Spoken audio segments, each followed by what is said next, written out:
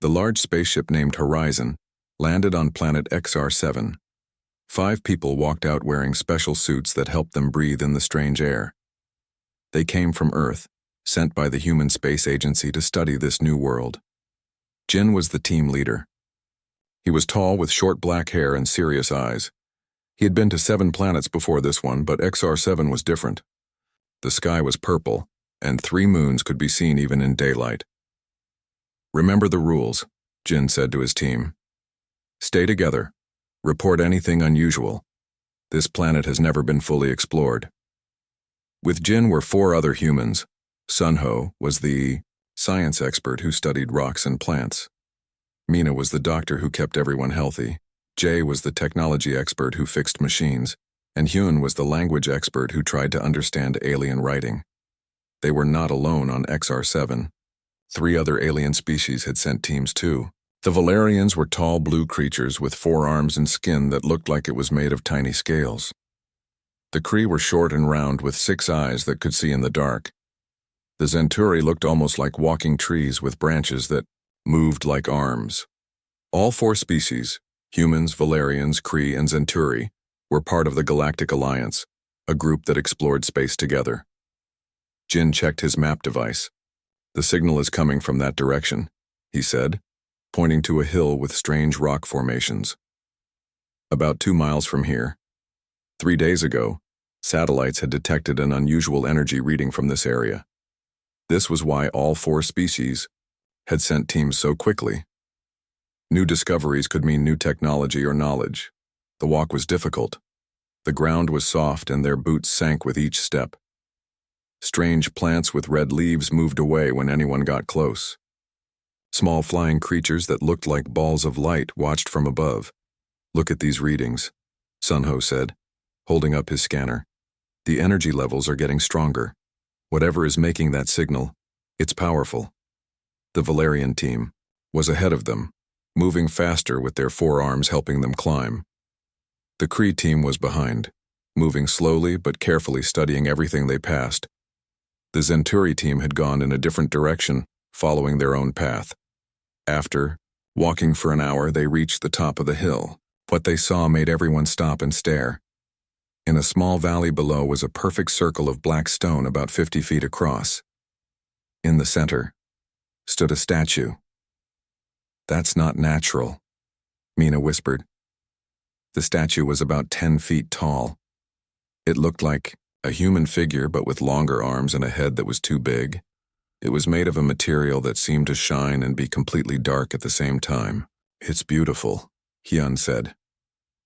Jin used his communicator to call the other teams. "We found something, a structure and a statue, sending coordinates now." The teams gathered at the edge of the stone circle. No one spoke as they stared at the statue. Their scanners and devices made beeping sounds as they took readings. Klar, the Valerian leader, spoke first.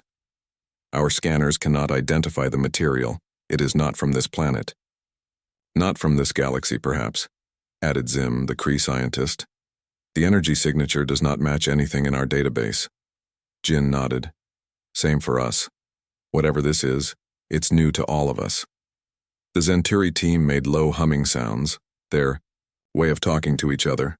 Their leader, a taller tree-like figure named Tor, turned to the others. "We sense age. Very old. Many cycles of stars."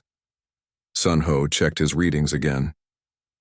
"The statue is the source of the energy signal. It's putting out more power than should be possible for something its size." The teams set up their equipment around the circle. They took pictures, samples of the ground, and readings of the air. No one stepped onto the black stone yet. Everyone was being careful. As the day went on, Jin noticed something strange. None of the aliens would look directly at the statue for more than a few seconds. They would turn away as if uncomfortable. "Are you okay?" Jin asked Klar when the Valerian dropped a tool and stepped back from the circle. "Yes," Klar said, but his blue skin had turned a lighter shade. "Something does not feel right." "Do you not feel it?" Jin looked at the statue again. "Feel what?" "A warning," Zim the Kree said, joining them. "My species feels danger when we look at it too long." Jin turned to his human team. Are you feeling anything strange about the statue? They shook their heads. Just curious about what it is, Mina said. I want to get closer, Jay added. The Zenturi leader tour came over, moving slowly. We sense rejection. The statue does not want us near. This was strange. 3 different alien species all felt uncomfortable around the statue, but the humans felt nothing bad. If anything, they were drawn to it. As the sun began to set, turning the purple sky a deep blue, the team set up lights around the circle. The statue seemed to absorb the light rather than reflect it. We should take turns watching tonight, Jin suggested. 2 people from each team. The aliens agreed, though none seemed happy about staying close to the statue in the dark. During the night, Jin couldn't sleep. He kept thinking about the statue. Why did it affect the aliens but not humans? What was it doing on this planet? How old was it really? Near midnight, Jin got up and walked back to the circle. Jay was there with a Kree scientist keeping watch. Anything new? Jin asked. The energy output increases every hour, Jay said. And look at this. He pointed to markings on the base of the statue that hadn't been visible earlier. They glowed slightly in the dark. Can you read them? Jin asked Hyun, who had joined them. Hyun studied the marks. They're not like any language I've seen, but some shapes repeat. It might be possible to figure it out with more time. The next morning, the team leaders met to discuss what to do next. We must report this to the Galactic Alliance, Klar said. This is beyond our mission parameters. Agreed, said Zim. This statue is too strange. My team will not approach it anymore. The Zenturi leader made a series of creaking sounds that their translator turned into words. Ancient power, not for us, we will leave. Jin was surprised. Leave? But we just started studying it. Don't you want to know what it is? The 3 alien leaders looked at each other, then at Jin. You humans do not feel it, Klar said. The warning is not for you, perhaps. This is interesting. Jin looked back at the statue. In the morning light, it seemed even more fascinating than before. My team will stay, Jin decided. Even if you leave, we want to learn more. The alien leaders nodded, as if they had expected this answer. Humans are always curious, Zim said, even when warnings are clear. Sometimes especially then, Jin admitted with a small smile. As the alien teams packed their equipment, ready to return to their ships, Jin and his team moved closer to the black stone circle. Should we step onto it? Mina asked. Jin looked at the statue standing tall and mysterious. Yes, he said. It's time to get a closer look. Jin stepped onto the black stone circle first. The surface was smooth under his boots. It felt warm, unlike the cool ground around it. The rest of his team followed, moving slowly toward the statue in the center. The energy readings are getting stronger, Sunho said, looking at his scanner. The statue knows we're here. Objects don't know things, Mina said, but she sounded unsure. It's just giving off energy. The strange statue looked even more impressive up close. It stood 10 feet tall on a small platform. The figure had 2 arms, 2 legs, and a large head with no clear face.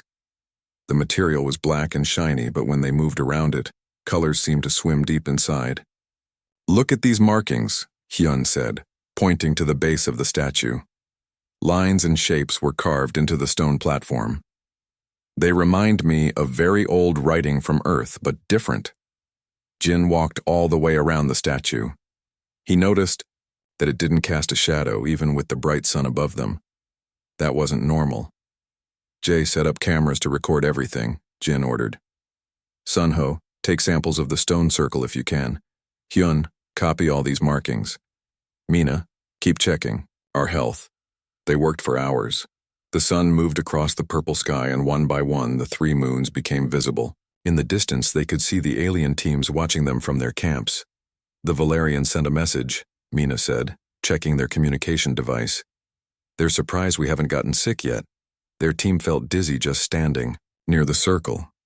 Jin nodded. Tell them we feel fine. Better than fine, actually. It was true. Despite working all day, no one felt tired. Jin felt more awake and focused than usual, As the sky grew darker, they set up lights around the statue. The black stone seemed to drink in the light, creating strange shadows that moved when no one was looking. "I can't get a sample," Sun Ho said, frustrated. He held up a tool that was meant to cut through rock. "The circle stone is too hard. My tools won't even scratch it." Jay was having similar problems. "The cameras work, but when I play back the recordings, the statue looks blurry, like it's moving too fast to capture clearly." Something very strange was happening. Jin felt it too. Each hour they spent near the statue, it seemed to become more interesting, more important. He couldn't explain why. Late that night, while the others slept in their tents at the edge of the circle, Jin sat alone with the statue. The markings on the base were glowing softly, giving off enough light to see by. "What are you?" Jin whispered to the statue. "Why are you here?" Of course, the statue didn't answer. But Jin couldn't shake the feeling that it was listening. He reached out his hand but stopped just before touching the black surface. None of them had touched it yet. They were scientists, and careful ones. Unknown objects could be dangerous.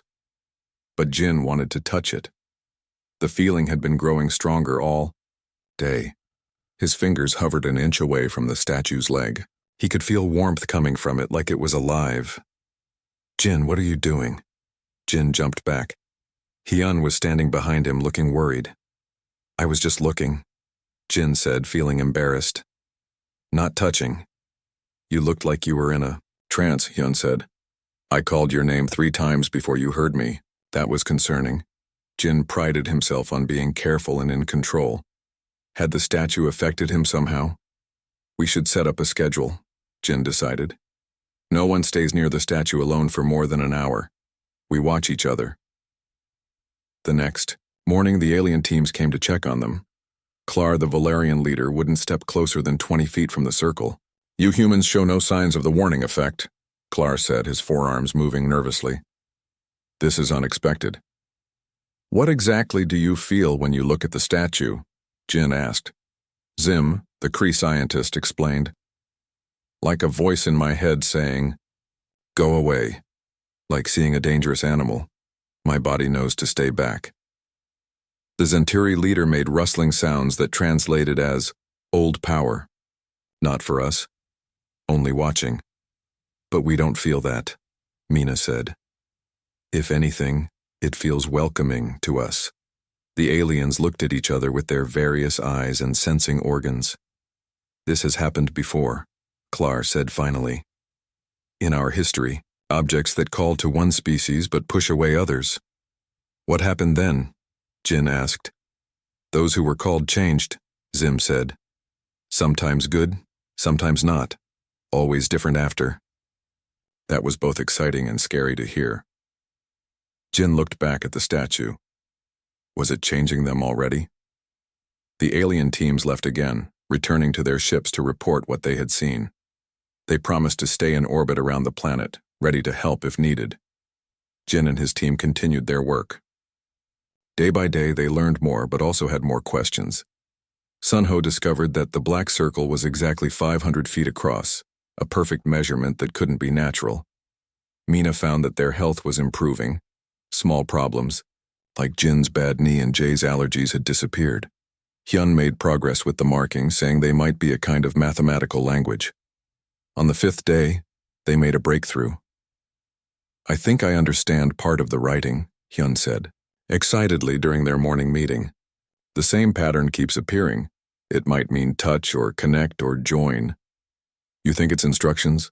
Jin asked. "Yes. I think the statue wants to be touched." Everyone fell silent. They had been careful not to touch the statue directly. Even when taking readings, they had used tools, not hands. "That might be dangerous," Mina warned. "The aliens were afraid of this thing." "Or it might be the whole point," Jay argued. "Maybe it only works if touched." They debated for hours. In the end, they decided to try, but with precautions. "I'll do it," Jin said. "I'm the team leader. If something goes wrong, the rest of you can report what happened." They prepared carefully. Mina checked Jin's health one last time. Jay set up extra cameras. Sunho prepared his scanners to record everything. Hyun stood ready to note any changes in the markings. Jin put on a thin glove, hoping it would offer some protection without blocking whatever might happen. "Ready?" he asked. His team nodded, looking nervous but excited. Jin approached the statue. Standing before it, he felt small.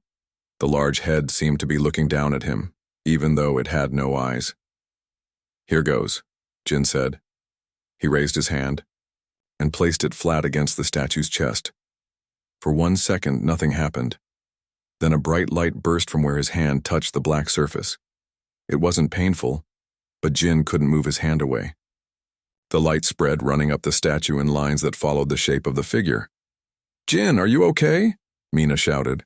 "Yes," Jin said, surprised to find it was true. "I feel connected to something." The markings on the base of the statue were glowing brightly now. The light moved from the statue into the black stone circle, lighting up lines that had been invisible before. The entire circle became a glowing pattern, like a giant map or diagram. And in Jin's mind, something opened. Information began to flow into his thoughts.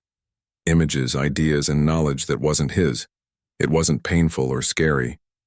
It felt right, like remembering something he had forgotten. "There's a message," Jin said, his voice sounding strange to his own ears. "The statue is a key, a test. It was left here for humans to find." "By who?" Sunho asked, frantically recording. "Everything. By them. The ones who came before, the ones who made us." The light grew brighter around Jin's hand. The statue began to change under his touch, the black material becoming transparent. Inside, they could see a complex structure of light and energy. "They're coming back," Jin said, the knowledge appearing in his mind as he spoke. "They've been waiting for us to be ready. This is just the beginning." As the sun reached its highest point in the purple sky, the light from the statue shot upward in a brilliant beam. It was so bright that the team had to shield their eyes. When they could see again, the statue had changed. It was still the same shape, but now it was made of a clear, crystal-like material, with light moving inside it like liquid. And Jin knew things he hadn't known before. Things about the universe, about human history, about what was coming next.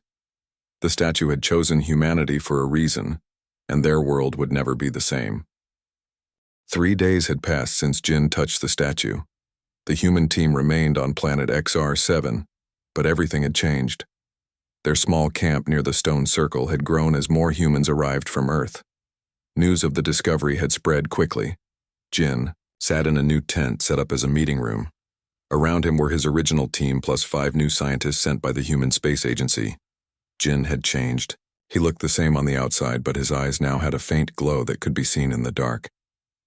"Tell us again what you learned from the statue," asked Dr. Lee, the head of the new science team. She was older than Jin, with gray hair and a serious face. Jin nodded. He had told this story many times now, but each time he remembered more details. "The statue was left here 50,000 years ago," Jin began. "It was created by beings who called themselves the Guardians. They were travelers who moved between galaxies, studying life and helping it grow." "And they knew about humans?" Dr. Lee asked. "They didn't just know about us. They helped create us," Jin said. The room grew quiet. This was the part that was hardest to believe. They found Earth when it had only simple life forms. They saw potential in early apes and guided their evolution, not controlling it completely but nudging it toward intelligence. Sunho, who had been with Jin from the beginning, spoke up. "The statue contains their knowledge? All of it?" "No," Jin said. "Just a small part. Enough to prepare us. The statue is like a key that unlocks human potential. It changes the brain of anyone who connects with it, allowing us to understand things we couldn't before." So far, Jin was the only one who had touched the statue. After seeing what happened to him, the Human Space Agency had ordered that no one else make contact until they understood it better. "What else did they leave behind?" asked Mina. "If this statue is just a key, what does it open?" Jin closed his eyes. In his mind, he could see images that the statue had placed there, maps of stars and planets, structures hidden throughout the galaxy. There are more artifacts, Jin said. 19 more on different planets.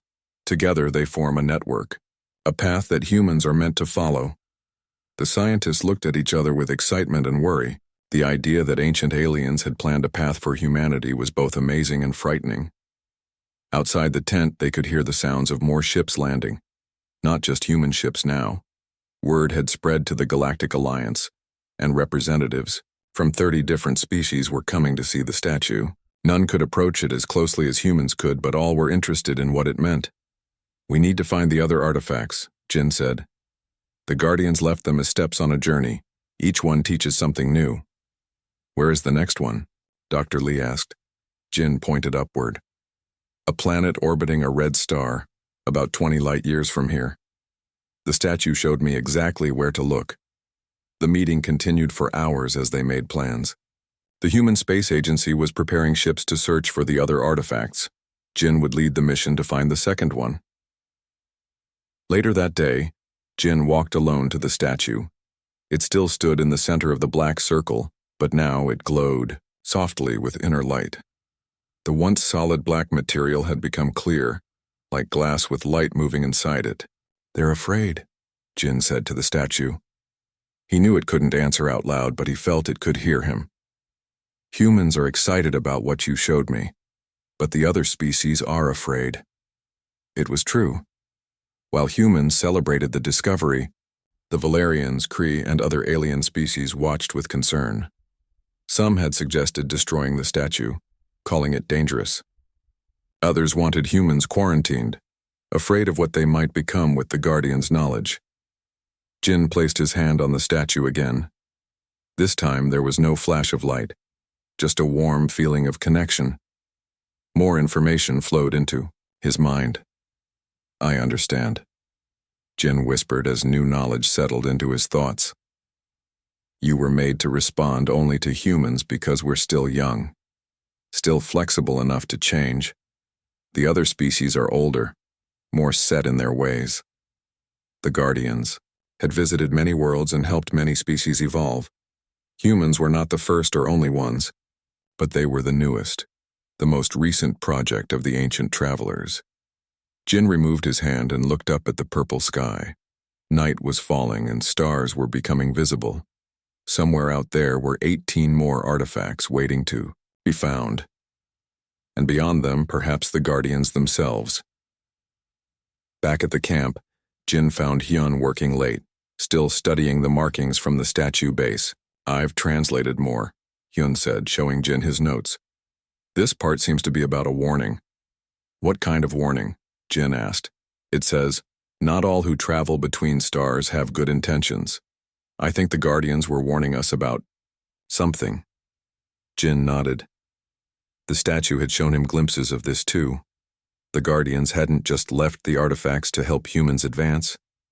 They had left them as preparation, protection against something else out there. The next morning, Jin met with representatives from the Galactic Alliance. 10 different alien species had sent their leaders or ambassadors. They sat in a large circle with Jin and Dr. Lee representing humans. Klar, the Valerian who had been there when the statue was first discovered, spoke first.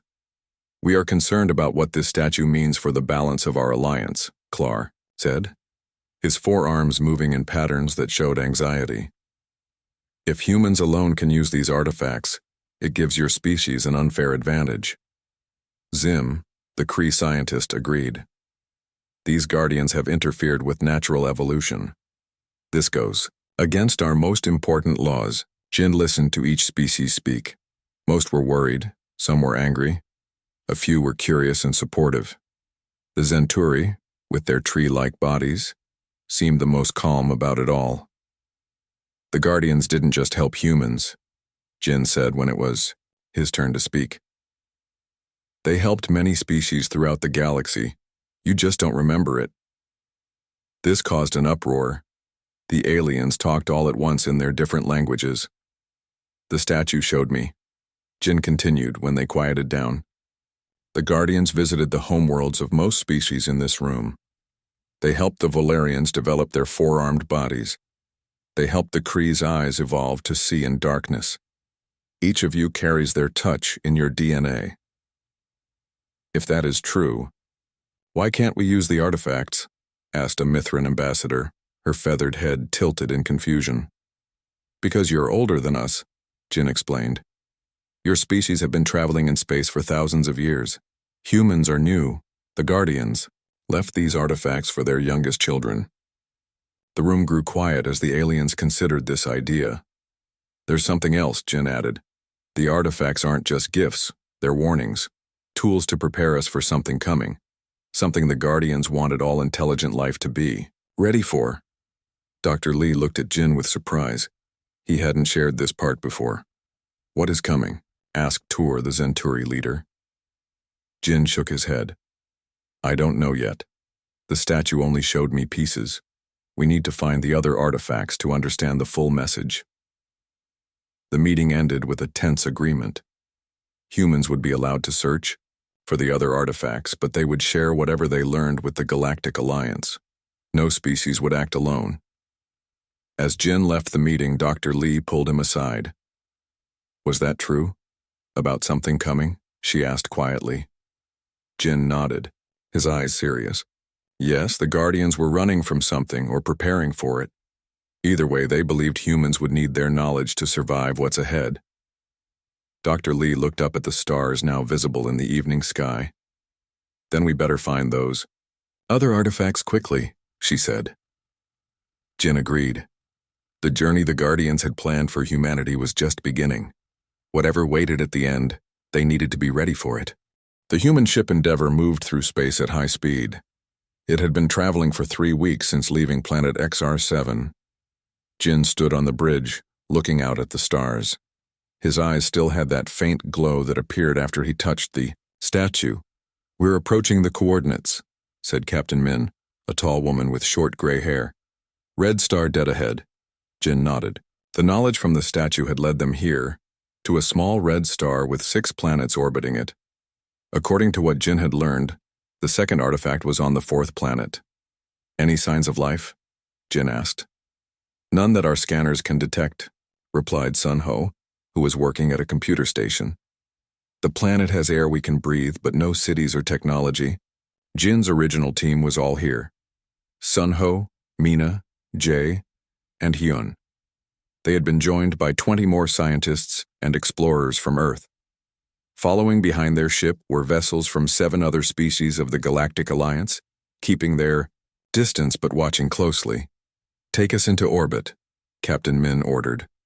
The ship moved closer to the 4th planet. It looked beautiful from space, mostly covered in golden grass with 3 small oceans.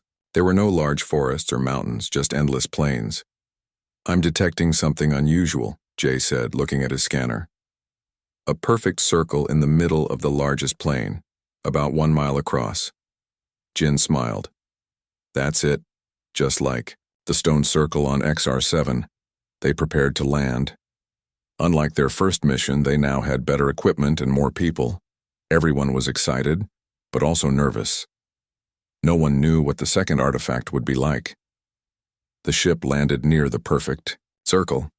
When they walked outside, they found the planet was warm and pleasant. The golden grass came up to their knees, and small flying creatures that looked like bubbles floated through the air. The circle is made of the same black stone, Mina said as they approached it. But I don't see a statue. She was right. The circle was there, exactly 1 mile across, but nothing stood in its center. The black stone was smooth and slightly warm, just like on XR7. Maybe it's hidden, Hyun suggested. The writings on the first statue mentioned tests and proving ourselves worthy. Jin led the way onto the black circle. The other humans followed, but kept their distance from the center. They had all seen the recordings of what happened when Jin touched the first statue. I can feel something, Jin said as they got closer to the middle. It's here, but not visible. At the exact center of the circle, Jin stopped. He looked down at his feet, then knelt and placed his hand on the smooth black surface. A sound like soft music filled the air. The black stone under Jin's hand began to change. It became clear, like glass. and they could see something glowing beneath it. "Stand back," Jin warned. The others moved away quickly. The clear area spread outward from Jin in a perfect circle about 50 feet across. Then the ground began to open. A hole appeared, and from it rose a new artifact. It wasn't a statue this time. It was a perfect sphere, about 6 feet across, floating 3 feet above the ground. It was made of the same clear material the first statue had changed into, with light moving inside it like water. "The second key," Jin whispered. As Jin stood up, the sphere moved toward him. It stopped just in front of him, turning slowly. "What do I do?" Jin asked, though he wasn't sure who he was asking. A voice answered in his mind. Not with words, but with feelings and images. Jin understood that he needed to touch the sphere, just as he had touched the statue. "I'm going to make contact," Jin told the others. "Be ready for anything." Jin reached out both hands and placed them on the sphere. Immediately, light spread from his fingers across the surface. But this time, there was no burst of energy. Instead, the sphere began to show images inside it like a screen. The images showed stars and planets. They showed the same statue they had found on XR7, but on different worlds. They showed strange buildings and ships unlike anything humans had made. And they showed creatures that must be the Guardians. The Guardians looked almost like humans, but taller and thinner. They had large eyes and 6 fingers on each hand. Their skin glowed softly like it was made of light. "I see them," Jin said in wonder. "The ones who made the artifacts." More images appeared in the sphere. The Guardians building great cities among the stars. The Guardians visiting Earth, watching early humans with kind interest. The Guardians leaving the artifacts across the galaxy. Then the images changed. They showed darkness spreading between stars.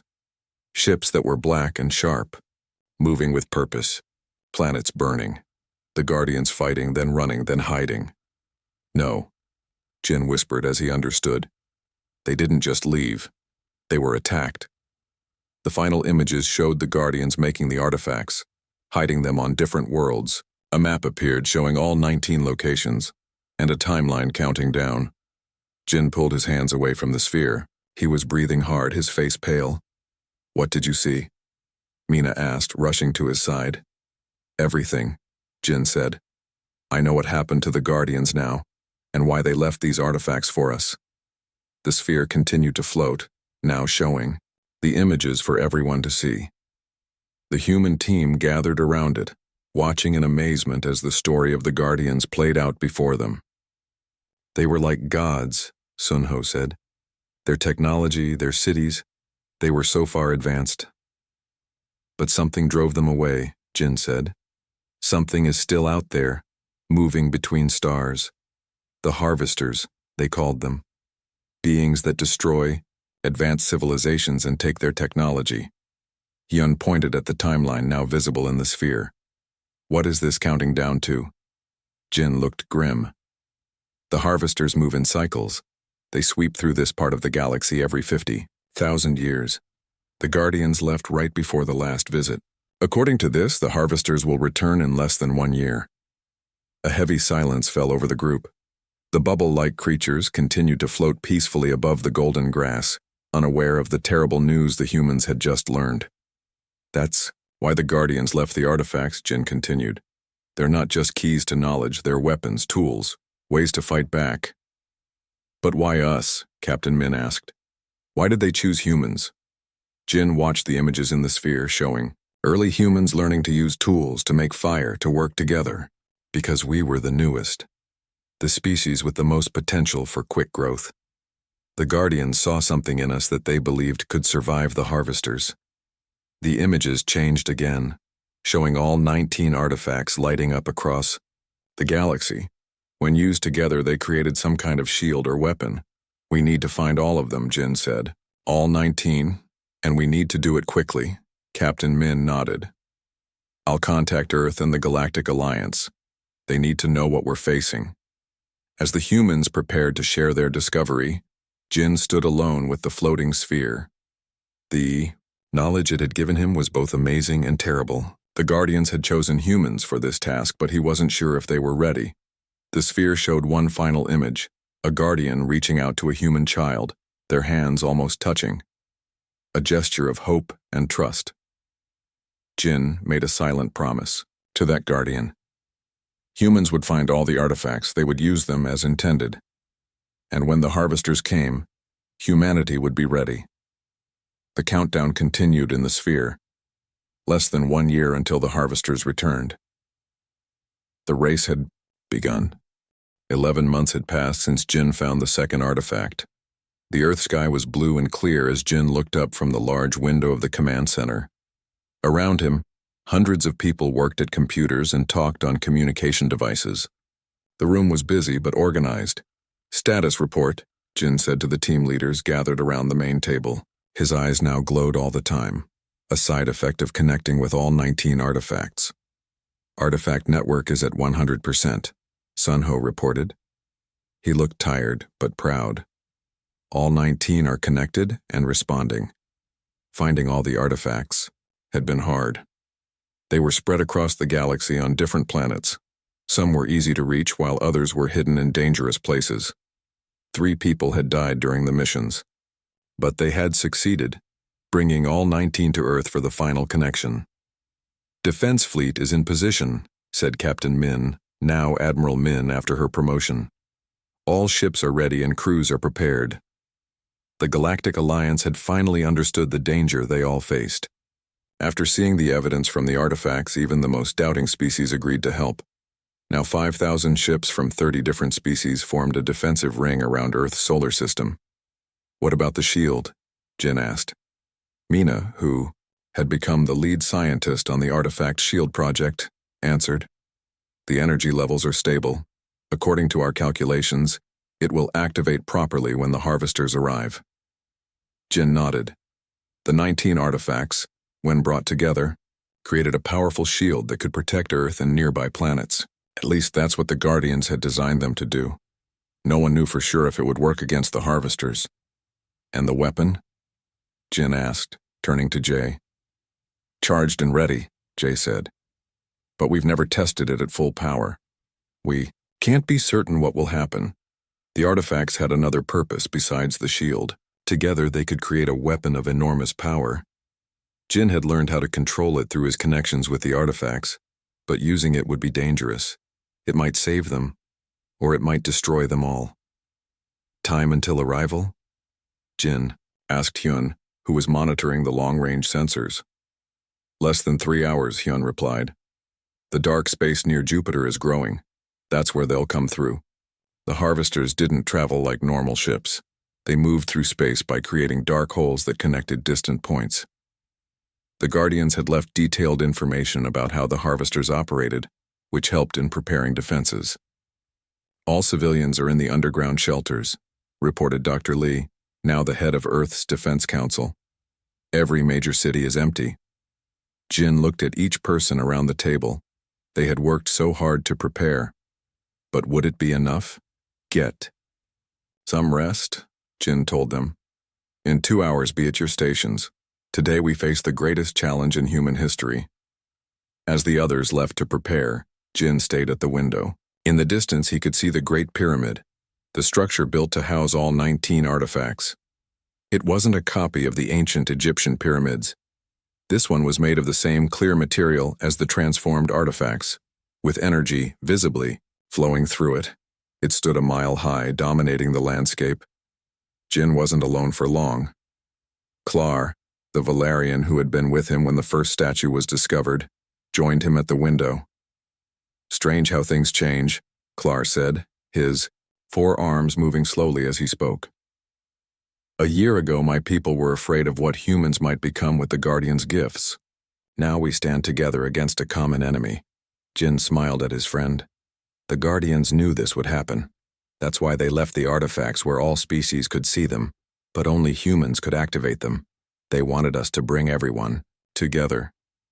On the main screen of the command center, images showed the defense fleet. Ships of all shapes and sizes, built by different species with different technologies. They had never worked together so closely before. "Do you think we can win?" Klar asked quietly. Jin thought about all he had learned from the artifacts. The harvesters had destroyed thousands of civilizations. Even the Guardians, with all their advanced technology, had chosen to hide rather than fight.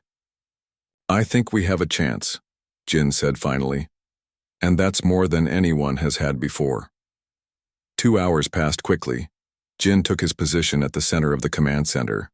Around him, his team and representatives from other species watched. The main screen. It showed the dark space near Jupiter growing larger. "They're coming through," Hyun announced. Everyone watched as the darkness expanded. Then ships began to emerge.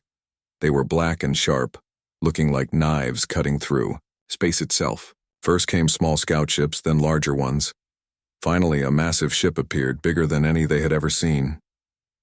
"Count is 300 harvester ships," Sunho reported, his voice steady despite his fear. Just as the Guardians predicted. Jin closed his eyes and connected with the artifact network. He could feel all 19 at once, their energy flowing through him. The pyramid began to glow brighter as he channeled power into the shield. "Shield activating," Mina announced. Energy levels rising. A visible dome of light spread outward from Earth, expanding to cover the entire solar system. On the screen, they could see the harvester ships pause as they detected the shield. "They're scanning us," Jay said. "Trying to figure out what we've built." Jin opened his eyes. They recognized Guardian technology. They're surprised. The largest harvester ship moved forward. It fired a beam of dark energy at the shield. The impact made the command center shake, but the shield held. "Shield at 90%, Mina reported. "It's working." But then more harvester ships fired. Each impact weakened the shield a little more. 80%, 75%. Jin knew the shield wouldn't hold forever. It wasn't designed to. The Guardians had created it as only half of the defense system. "Launch the fleet," Jin ordered. Admiral Min gave the command, and 5,000 ships moved toward the harvesters. The space between planets filled with energy beams and explosions as the battle began. "Shield at 60% and falling," Mina reported. "We need to use the weapon soon." Jin nodded. This was the moment the Guardians had prepared for. This was why they had chosen humans with their determination and courage to be their champions. "Bring the weapon online," Jin ordered. The pyramid changed. The energy flowing through it concentrated at the top, forming a bright point of light. Jin connected more deeply with the artifacts, feeling their power flow through him. It was almost too much for one person to control. "Harvester mainship is moving into position," Hyun reported. "They're preparing to use their planet killer weapon. It was now or never." Jin channeled all his will into the artifacts, directing their energy toward the harvester main ship. "Weapon firing," Jay announced. A beam of pure white light shot from the pyramid toward the harvester ship. When it hit, the black ship seemed to fold in on itself, collapsing into nothing. The other harvester ships stopped attacking, as if shocked. "It worked," Sunho shouted. But Jin could feel something was wrong. The weapon had worked too well. The energy was continuing to spread, affecting not just the targeted ship, but creating a chain reaction. All harvester ships are being pulled into some kind of space distortion, Hyun reported, amazed. On the screen, they watched as harvester ships were dragged toward the point where their main ship had been. A swirling vortex of energy had formed, growing larger by the second. "Our fleet needs to pull back," Admiral Min ordered. "That distortion could affect our ships too." Jin concentrated, trying to control the weapon's energy, but it had taken on a life of its own. The Guardians had built it to not just destroy the harvesters, but to remove them completely from this part of space. "The vortex is stabilizing," Mina reported after several tense minutes. "Harvester ships are gone. All of them." A cheer erupted in the command center. Humans and aliens alike celebrated as they realized what had happened.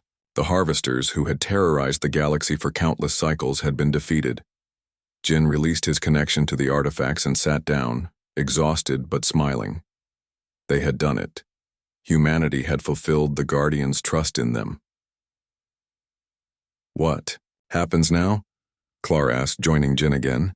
Jin looked at his friend. Now we rebuild the Galactic Alliance stronger than before. Together.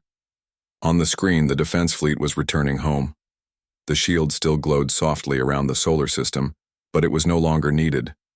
The pyramid's light had dimmed to a gentle glow. And the artifacts? Dr. Lee asked. They've served their purpose, Jin said. But the Guardians left them with one more gift, the knowledge to find them. Find the Guardians? Hyun asked in surprise. They still exist? Jin nodded. They've been watching from another place, waiting to see if we would succeed where they could not. Now they're ready to return. As if answering his words, the pyramid began to pulse with light, a message from across the stars. The Guardians were coming home to meet the species that had earned the right to stand beside them. Humanity had touched the alien statue when no other species dared, and in doing so, they had saved them all.